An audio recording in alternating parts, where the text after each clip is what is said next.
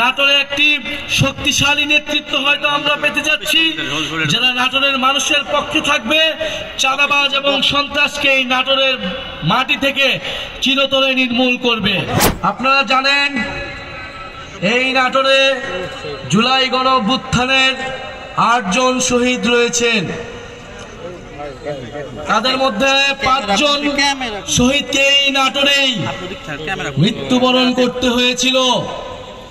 Fascist স্বৈরাচারী শেখ হাসিনার সরকার আমার ভাইদেরকে, বোনদেরকে হত্যা করেছিল।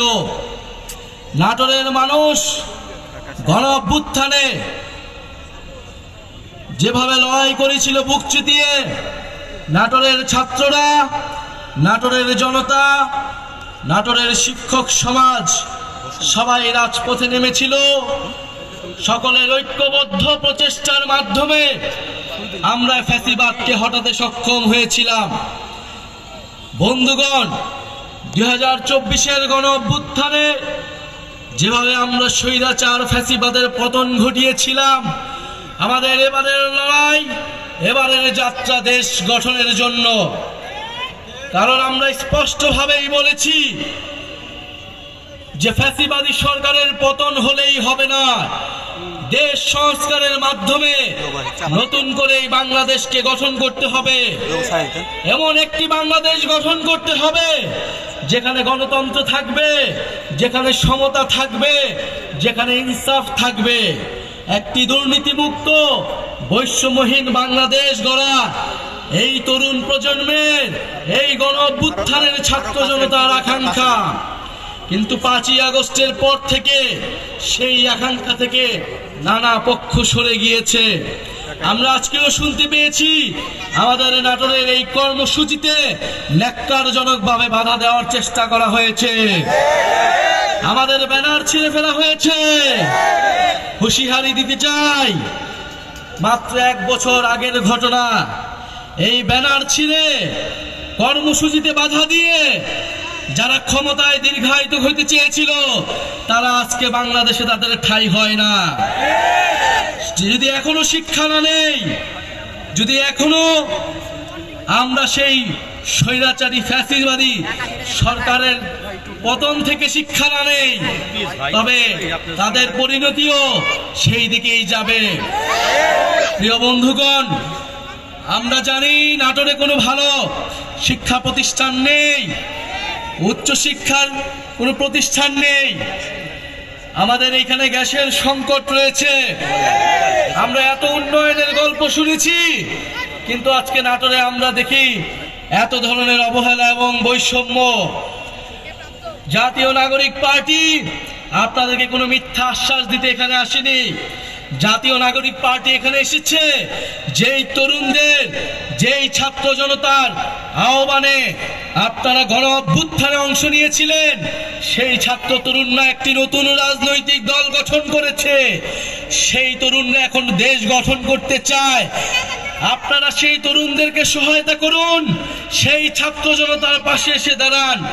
আমরা বিশ্বাস করি ঐক্যবদ্ধভাবে আমরা যেভাবে ফ্যাসিবাদের পতন ঘটিয়েছিলাম, সেই একইভাবে আমরা এই বাংলাদেশ বিনির্মাণ করতে পারবো।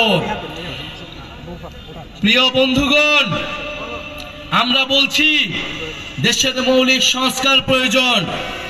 আমরা বলছি জুলাই ঘোষণাপত্র দিতে হবে।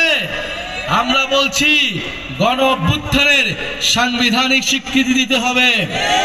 এই গণঅভ্যুত্থানে যে সকল ভাইয়েরা বোনেরা নেমে এসেছিল, যে সকল মানুষ শহীদ হয়েছিল, তাদের সেই শহীদি মর্যাদা রাষ্ট্রকে দিতে হবে। সংবিধানের স্বীকৃতি থাকতে হবে। এর জন্য আমাদের প্রয়োজন জুলাই ঘোষণাপত্র এবং জুলাই সনদ। আমরা কোনো ধরনের টালবাহানা, কোনো ধরনের ষড়যন্ত্র মেনে নেব না।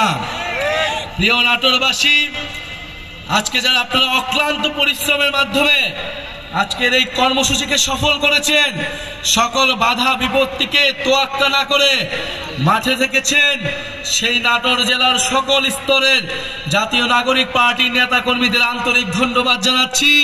জাতীয় যুব শক্তি, শ্রমিক কুইন এবং নাটোরের যারা ছাত্র সমাজ এসেছেন, তাদেরকে জাতীয় নাগরিক পার্টির পক্ষ থেকে ধন্যবাদ এবং কৃতজ্ঞতা জানাচ্ছি। আরো ধন্যবাদ জানাচ্ছি আপনারা যারা এখানে আমাদের শুনছেন, সাধারণ মানুষ যারা আমাদের এই অংশগ্রহণ করেছেন, তাদেরকেও বলছি আপনারা আস্থা রাখুন। যেভাবে গণ অভ্যুত্থানে আমরা আপনাদের প্রতি কমিটেড ছিলাম, আমরা আপোষ করি নাই।